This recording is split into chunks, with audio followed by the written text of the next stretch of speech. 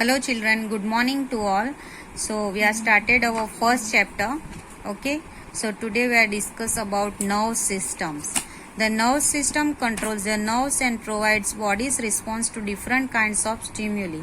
It is a network of nerve cells and fibers which transmit message among various parts of the body. It coordinates the voluntary and involuntary actions. The main organs are brain, spinal and nerve. So nerve system controls organs are brain, spinal and cord and nerve. So first we see brain. It is the soft nerve tissue in the skull. So brain is situated in skull. It coordinates the body parts and functions. So brain function coordinates the body parts and functions. It is the main organ of the nerve system. So which is the main organ of the nerve system? The answer is brain. It is enclosed inside the skull. It is called the master organ of the body as it controls most of the function of the body. So brain is the master organ of the body. It is said to be the most complex life supporting system. It has three main parts: cerebrum, cerebellum and medulla. So next is spinal cord.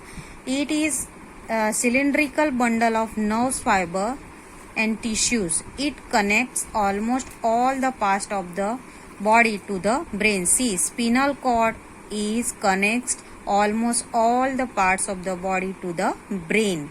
Thus, it is known as the most important structure between the body and the brain. It is protected by the vertebral column.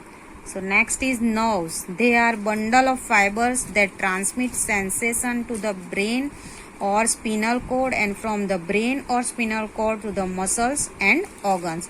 They help to connect brain and spinal cord to the other parts of the body. So here is the picture of nerves. So children, in this lesson the organs are of two types, external and internals. Okay, a group of organs performing a specific function is called organ system. The framework of bones make up the skeleton. Skull is the bony structure that protects our brain. Backbone is also called spinal column. Rib cage is formed of 12 pair of ribs. The circulatory system supplies oxygen and food to the body. The muscular system includes muscles that help the movement of the body. Respiration is the movement of oxygen into the body and carbon dioxide out of the body. The digestive system converts food into energy and basic nutrients to feed the body. The excretory system involves the removal of waste from the body. The nerve system controls the body response to different kinds of stimuli. So this all point we learn of this chapter. Okay children, here is our first chapter complete. So read the chapter. Okay, bye, have a nice day.